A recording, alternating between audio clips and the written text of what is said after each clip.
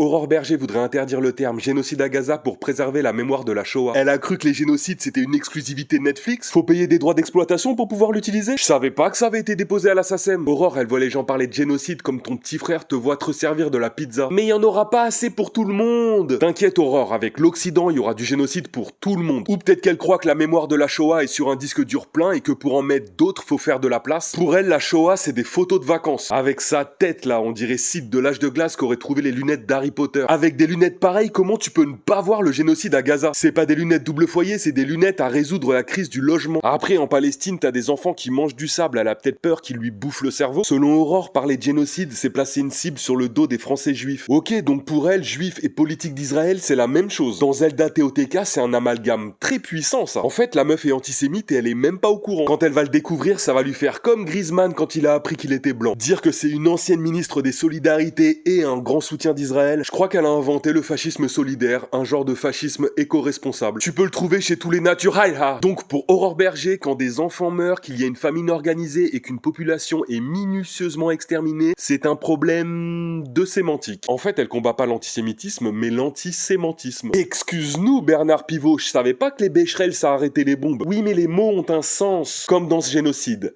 Un sens.